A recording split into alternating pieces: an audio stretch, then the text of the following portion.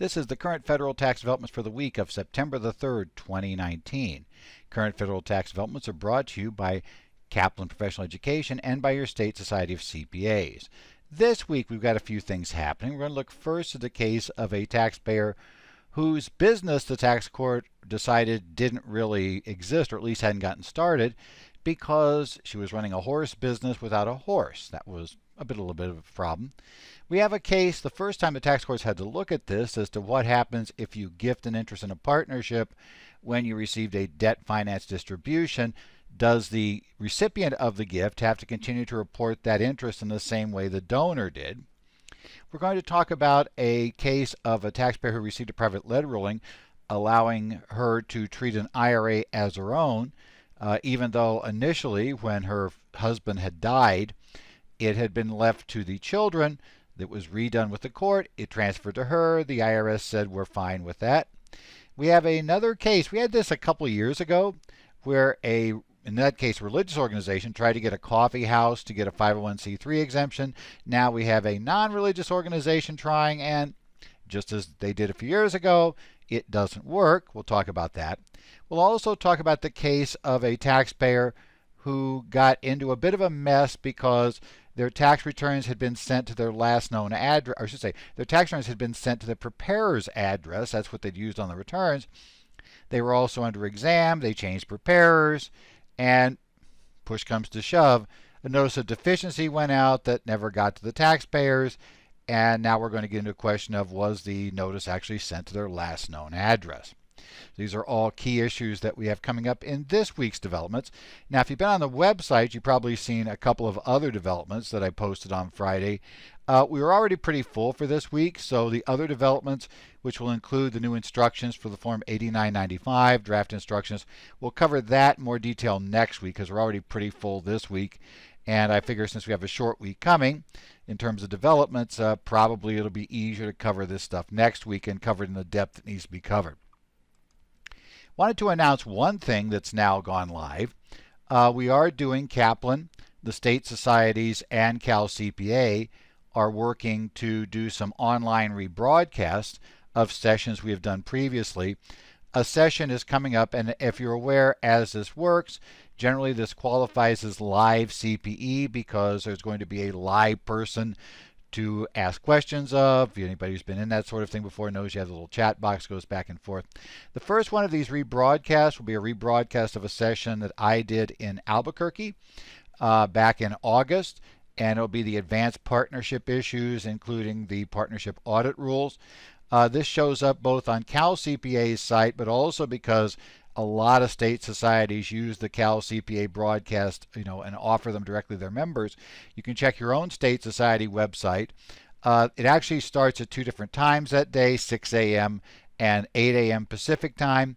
A lot of state societies will choose the most appropriate one to put in their catalog.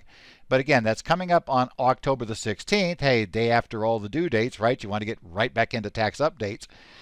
So we'll be talking about that day. So if you want to sign up, check your state society's location.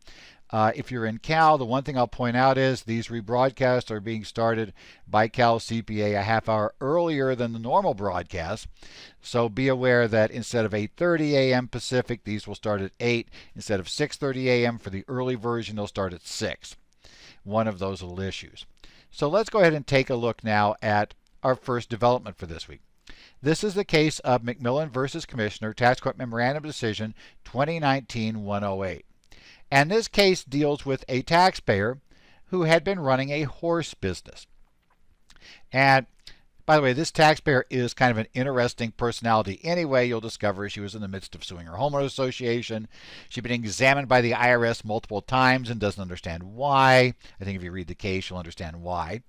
All kinds of issues involved with her in this case, but the particular issue we're worried about here is her business. And she claimed to be, and she had for a long time been involved with horses, and she claimed to have a horse breeding and horse showing business.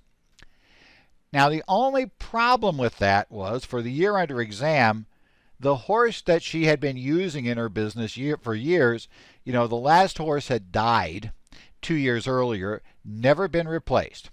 She's still claiming deductions on her returns related to horse breeding and horse showing business. problem, as you may guess, for the tax court was, with no horse, can you really have a horse showing or horse breeding business? And the problem they came into was the tax court decided that essentially this was like a series of other cases where the taxpayer lacked the significant thing they needed for the trade or business. Merely thinking about, considering, getting ready to enter a trade or business is not yet a trade or business. So he talked about a case of Heinbockel, which was a taxpayer who claimed they were running a vineyard, but he hadn't planted any grapevines yet. We had McKelvey, which is a taxpayer who bought land for a tree farm, but didn't yet have any trees. And we had the case of Christian, which was a taxpayer who may have issued stocks, signed contracts, and buying components, but hadn't started actual manufacturing. In all three of those cases, the tax court held that the business hadn't started yet. You can't claim a deduction for trade or business expense if the business had not started. Now, she might have been in a business in the past, but certainly after the horse died, at the very best, she was taking time off and maybe considering getting back into the trade or business. That's the best you could hope for. So in the pre-opening stage, you can't get a deduction. And by the way, the court did not rule that she actually was getting ready for this. They just noted this had happened. But if she has any chance at these deductions, they would have to be under Section 195. And that would only allow her deduction when, in fact, she actually started operating the business. So remember, we defer those. If she has up to $5,000 of expenses, we could expense those immediately upon starting the business. If it's above $5,000 and below $55,000, we have to amortize above $5,000, I should say, and less than $50,000. We have to amortize the amount in excess of $5,000 over 180 months. If it is in fact over $50,000, we lose the expensing dollar for dollar. So at $55,000, we have to amortize everything over 180 months. But she hadn't yet started the business, so none of that would be ready to go. Basic rule, as the court came down, essentially was, if you're going to have a horse business, you really kind of need to have a horse that you're doing something with, and she didn't. Next up, this case, Lipnick versus Commissioner 153 TC number 1, which was decided on August the 28th of 2019. As you may note from the citation, this is a reported tax court case. As a reported tax court case, this is looking at something that, kind of interestingly, the court had never had to actually decide before. This was a case of a taxpayer. Okay, well, the taxpayer's father is actually where we start this story. Taxpayer's father had owned an interest in a partnership. That partnership had borrowed money and then made a distribution to its partners from that borrowing. That particular ruling under Notice 8935 and under Regulation 1.163-8T governed that for Dad. 8935 says if you have a debt finance distribution from a partnership or an S corporation, that distribution, that interest, we follow the distribution, and the partner or shareholder can claim a deduction on that interest, even though it's paid by the partnership, only to the extent they can trace the proceeds to something that would give rise to a deductible trade or interest expense. So for instance, if Dad took the money and then used that money to buy equipment for his operating trade or business, it'd be a trade or business deduction. If Dad, as he did, took that money and put it into investment assets, it's investment interest. If Dad takes that money and buys a boat, then it's non-deductible personal interest. Okay. Well, Dad, in this case, as we said, took that money, put into investment assets, and he'd been reporting the income, I should say the interest, as investment interest. So it would come out on the K-1 as debt finance distribution interest. Dad would say, I use that for investment assets, so it's investment interest, and he'd report his investment interest. But then what happens next is, so we traced it to the investments, no problem. The next thing Dad did was he gifted a portion of his interest, so now we're going to follow the gifted interest, to his son. The partnership is going to continue to report that debt finance distribution interest on the K-1 as a separately stated item because, again, it's not deductible at the partnership level. It's going to have to be determined at the individual partner level. But now here comes the rub. Of course, son never actually got the debt finance distribution. So son can't actually trace that anywhere, at least not directly. So, the issue became, what's the proper way to report that? The IRS claimed that, son needed to step into the shoes of dad. So since it was investment interest on dad's return, it should be investment interest expense on son's return. Now, nice for the IRS, turns out son had no real investment income. So almost all of the interest was being held or be non-deductible and be carried forward under the investment interest rules. The taxpayer disagreed with that. And in the end, so did the tax court. What the tax court determined, what the taxpayer was arguing was that this debt really was taken over by the son in an acquisition of an interest. So essentially, he used it to acquire his interest. Because although the interest was gifted, what ended up happening was that he had to indirectly assume that debt in order to take over the partnership interest. And under Regulation 1.163-8T, essentially, if you assume a debt in acquiring an asset, then effectively the debt traces to the asset. The tax court said, gang, this is really what happened here. They noted first that it became a debt assumption under Regulation 1.163-8T C3II. Okay, always love those long citations. We've got that. So kid is assumed the note, assumed the liability. And then they said, and then we look to notice 8935 again, because 8935 covered a lot of special cases. And it says, if I borrow money and use that to acquire a pass-through entity, then I look through into the pass-through entity and assign that to acquire the assets of the entity. And then we look to what those assets are used in. And obviously, this partnership conducted a trade or business. So son treated this as trade or business interest for that purpose, which would be an unreimbursed partner expense, UPE, deduction on Schedule E. This is an interesting case for a couple of reasons. First, it is the first time I've actually seen this. And again, I kind of understand because it's not going to come up an awful lot, but it will come up. The other interesting aside that may be a little troubling is that the court relied to some extent, and again, it's not clear how much of reliance they put on this, but they did. They looked at the debt rules under 751 for a partnership and said, well, the debt's deemed assumed, right? It's deemed to be part of the sales price when dad got rid of it. Dad got rid of or was relieved of that much. Son acquired that much. And he got allocated that debt by the partnership, so it's part of his basis. And they're saying, well, that's why. Obviously, he picks it up. That does raise a question if you have, now I realize normally we won't have this because there are lots of reasons why this is not a real smart idea in an S-Corp. But if it's an S-Corp where the debt does not get allocated like that, there may be a question, or the IRS could argue that this result is not proper for an S-Corporation. Now then it would get a lot more interesting to say, what is it? And if step in the shoes doesn't work, and I think that part of the logic makes sense of the decision, son did not get the distribution. The danger is the IRS could argue, well, by default under 163, interest is personal unless you can trace it to something that's not. So we'd have a little concern there. The reason why it's not so good for S's, as I said, is because, we don't get liabilities allocated back to us in basis. So what will happen too often in that case, if there was a debt finance distribution, is you would end up with a distribution in excess of the partner's outside basis.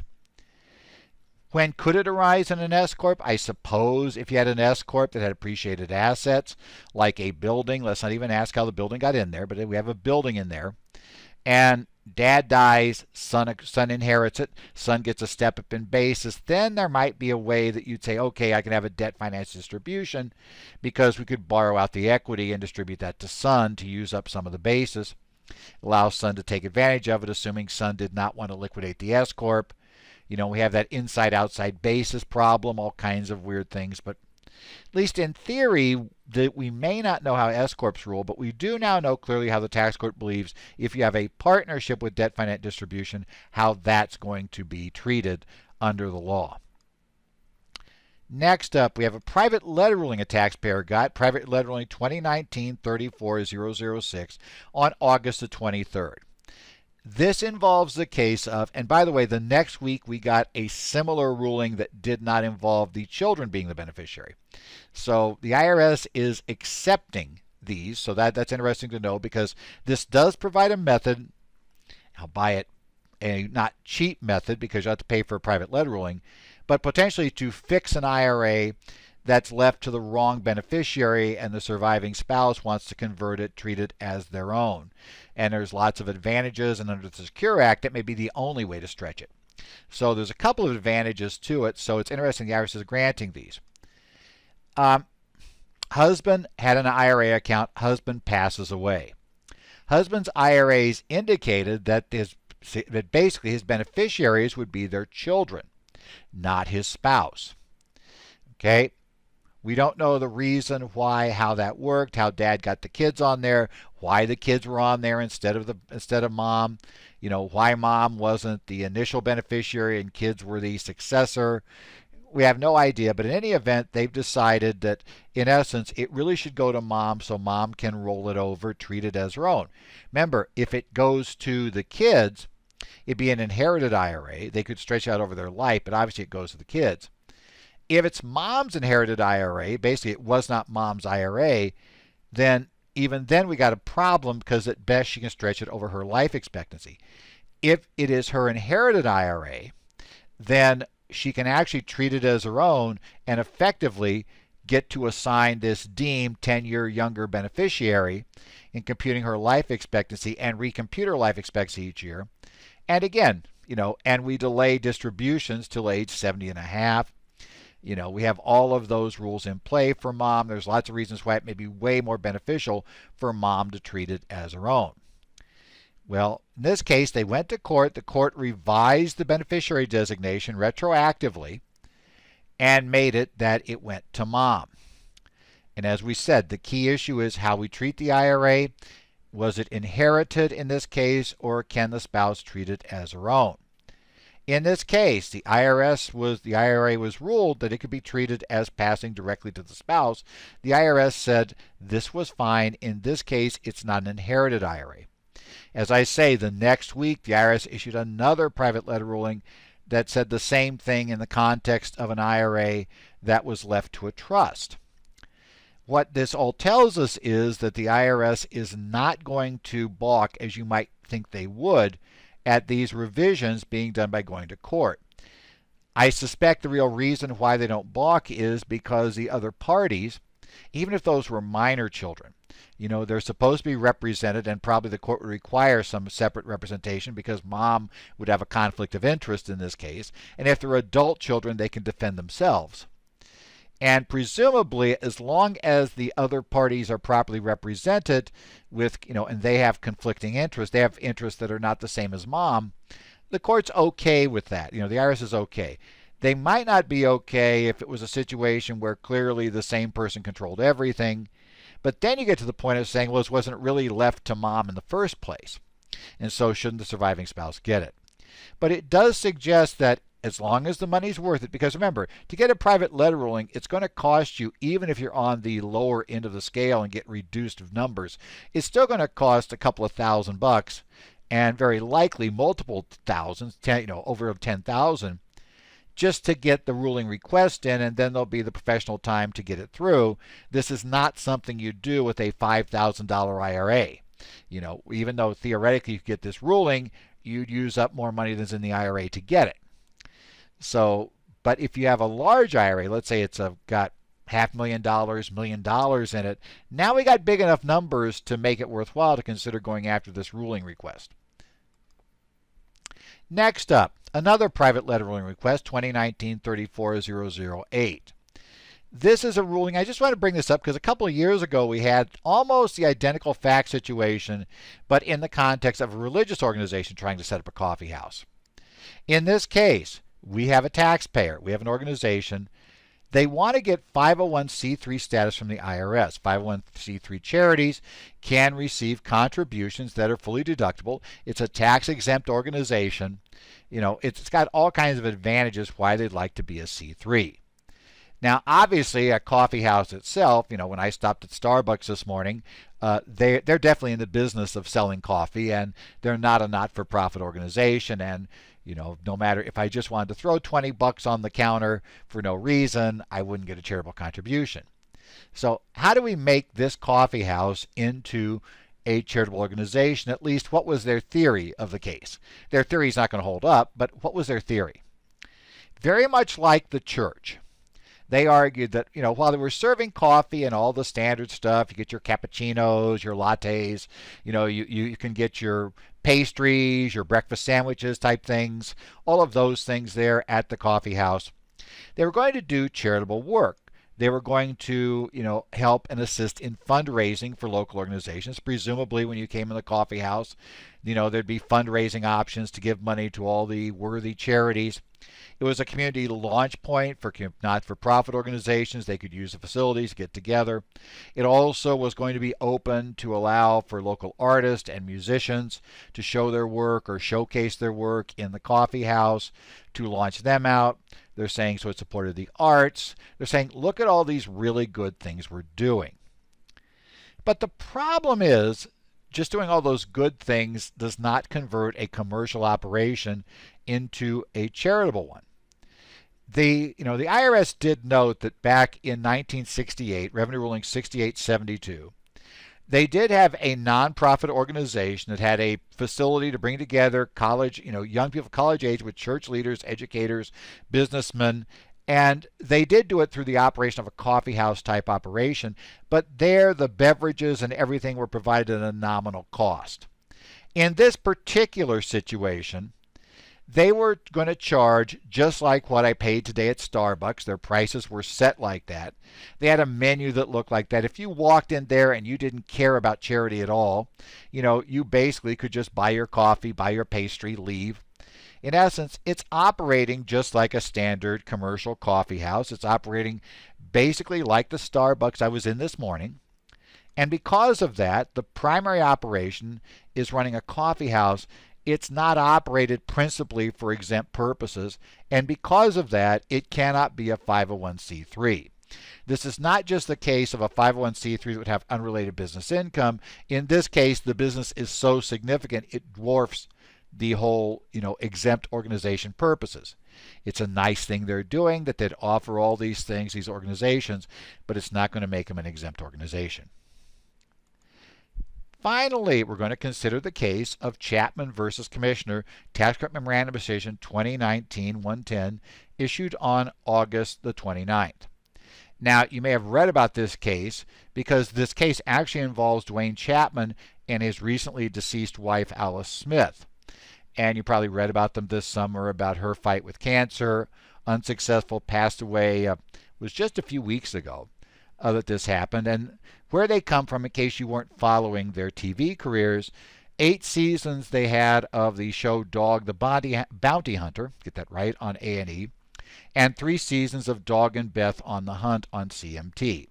So they had been on TV back in the early 2000s, mid-2000s, early parts of this decade with their show. Their show dealt with bounty hunting and did a lot with their experiences in Hawaii and Colorado. Now, the problem occurs because in the years in question, they had used 2 different CPAs to prepare their returns. The CPAs were located in Los Angeles. Now, as you might guess from the show, they primarily lived in Colorado and Hawaii. But obviously, we suspect with all the TV work they did, entertainment work they did, having a CPA in the Southern California area handle your tax issues. There's specialties there. There's some issues. So they're in the entertainment industry. I kind of understand why they had that happen. In both cases, for both years, they had the CPA use the CPA's address as the mailing address on the tax return. So it would list their name, their ID numbers, and then the CPA's address. Now, what happened down the case was the taxpayers used one CPA, and he was representing them in the exam. At some point after the return was filed for 2010, they apparently changed and went to use a different CPA who had worked for the first one, but was now, had now gotten a CPA license, was working on his own, and he apparently had been working with them at the first CPA firm. The first CPA files a notice that he's withdrawing his power of attorney. Also, somebody at that point contacts the IRS, and we don't have in the record exactly who, but they were authorized, and gave the IRS a new address, which was the second CPA's address. Okay. Now, in all this time, and eventually they would file their 2011 tax return using that second CPA's address. That return would be filed in October of 2012. The exam was kind of finishing up. And by the way, the new CPA had told the appellate agent, because the case was at appeals, he had told the appellate officer, the appeals officer, that he would be sending in a power of attorney sometime after the end of August to take over for them. That never actually came through. Okay, so the other CPA, the new CPA, never had a power of attorney on file. The old CPA's power had been withdrawn. And that's important because obviously copies of notices that go to the power of attorney holder, there is no POA holder, there's no copy going anywhere at this point. So we're kind of in a different problem. Now the IRS basically recorded those changes to the CPA's address, right? We had the phone call come in, right? All those things happened, right? And essentially the IRS then issues this note. So it comes up, they're ready to issue the notice of deficiency. The appellate officer knew about the fact that they had addresses and knew that their current business was in Hawaii. Okay, so he asked somebody in the IRS to verify the address that the notice of deficiency should go to, because they were getting ready, whatever they ruled, there would be a notice and it had to go somewhere. The person in the IRS researched the addresses. Now, just before this notice is issued, the taxpayer filed that 2011 return with an address in Los Angeles. Okay, no return ever used either their residence in Hawaii or their business in Hawaii. That was never on a return. There was never any document that stated that going to the conferee. Obviously, the appellate officer was aware of the location, but never had there actually been anything suggesting that their contact address was going to be that address for tax purposes, and they just filed a tax return which had the new address. Well, the IRS employee looking for addresses noted the appellate officer, the appeals officer, about the fact he'd found two addresses in Los Angeles. He'd also found an address in Colorado and an address in Hawaii, but those appeared to be old. So the notice of deficiency was actually issued then shortly thereafter, and it went to the two addresses.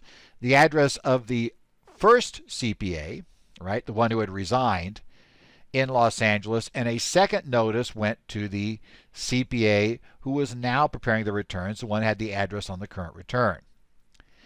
Now, the taxpayer claims they never, ever, ever got either one of those. They never got the notice of deficiency. And in fact, they didn't file their tax court petition until over 500 days after the notice was issued. Most likely, eventually, notices caught up with them, looking for the money. And so, they now file their petition. They claim it was never delivered. It was not sent to the last known address. The tax court wasn't so sure about that. The tax court said, look, here's a problem we've got. The returns only have the addresses, the two addresses where this was sent to. The only other direct contact we had to update an address came, after the old CPA resigned, and it told you to use this address of the new CPA. Nowhere did we ever get any sort of notice using, to use this Hawaii business address as your address or your Hawaii residential address. The court also said at trial during this case, when you were filing, you kept changing whether it was your home address or the business address was the address they should have sent it to.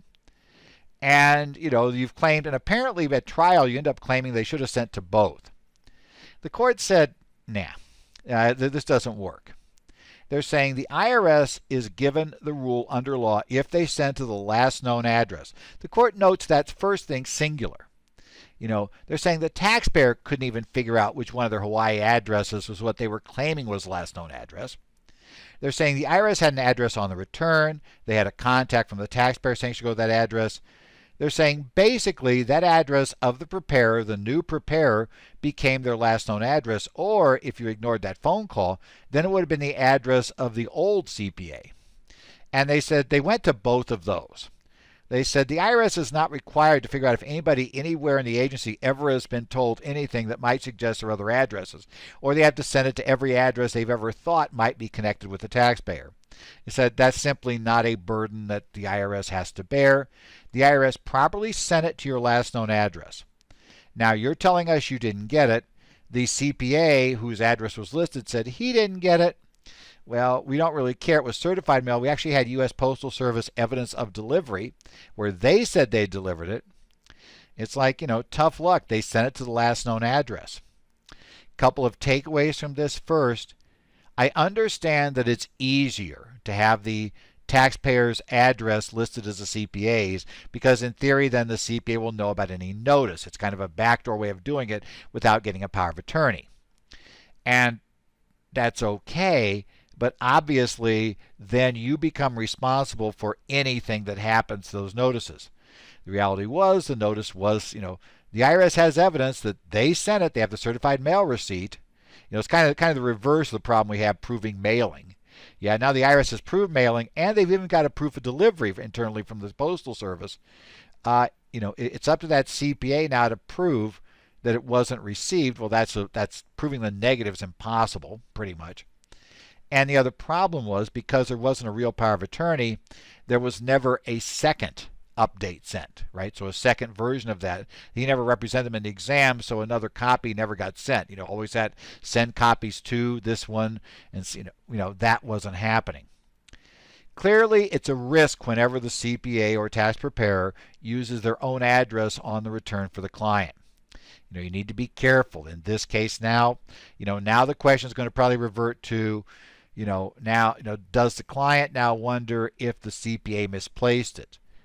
That's going to be the next point. It was delivered, according to the Postal Service, it was delivered. Had we known this, we could have filed a tax court petition. We could have challenged this. Now we can't. We're stuck with this assessment. Yeah, you can see how this went bad. Be careful here. Make sure last known addresses are updated and just be really, really careful. As the other question was, this went on for 500 days.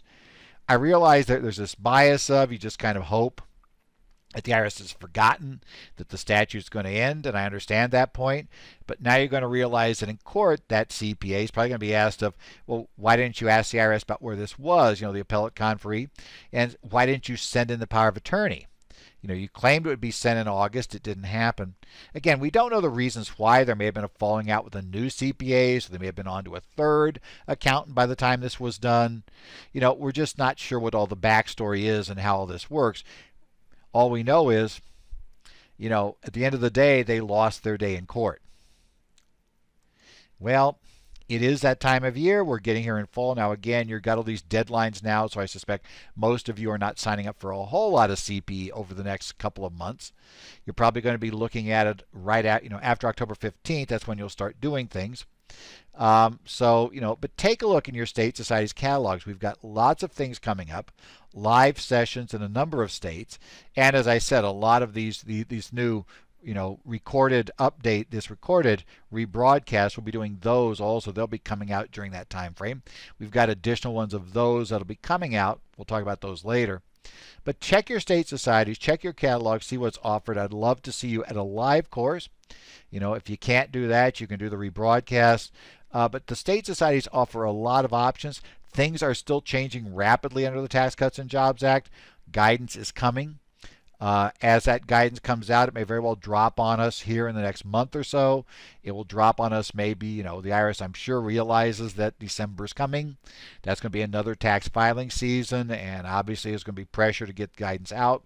So you want to check, sign up, find your update courses, find your key courses, and sign up for them here, again, for the period after October 15th all the way through the start of the upcoming tax season. This has been the Current Federal Tax Developments for the week of September the 3rd, 2019. Current Federal Tax Developments, again, brought to you by Kaplan Financial Education, get my name right there, and by your state societies of CPAs.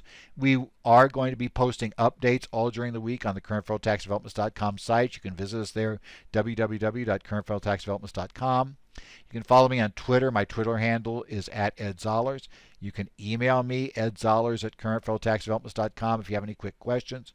I also follow the discussions on the Connect sites for Arizona, New Jersey, and Minnesota.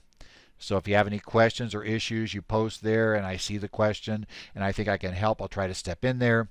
I also look in on Cal CPA's Tax Talk. That is open to any CPA, in essence, who's licensed anywhere in the country. So if you want to check in on the Cal CPA organization, you go to basically groups.yahoo.com/tax talk. You ask to be let in. As long as you're a CPA or an attorney licensed in one of the states, you'll get in, and then you're able to interact there. I also spend time on the subreddit Tax Pros, which is reddit.com/r/taxpros. That's open to any tax pro of any type who can post there. And again, it's not for individuals who are looking for personal tax advice. That stuff is taken off the board quickly. It's rather, tax professionals discussing tax pro issues. Useful place to go. So take a look at any of those. As I said, we've already got stuff to discuss next week. I just don't have enough time this week to go into that as well. So we'll pick those up for next week. We should have more developments. We may see regulations come out. We know some things are in the pipeline for 451. They've been cleared by OIRA. We're waiting for the IRS to clear them. We're going to be looking at guidance on things like 163J. We need those finals to come out.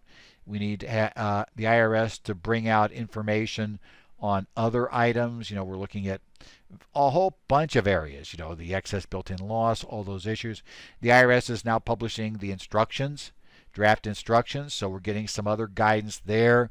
Join us next week. We'll look at what happens, try to keep up and see how things are going, and we'll keep up all through this year, so join us each week here for current federal tax developments.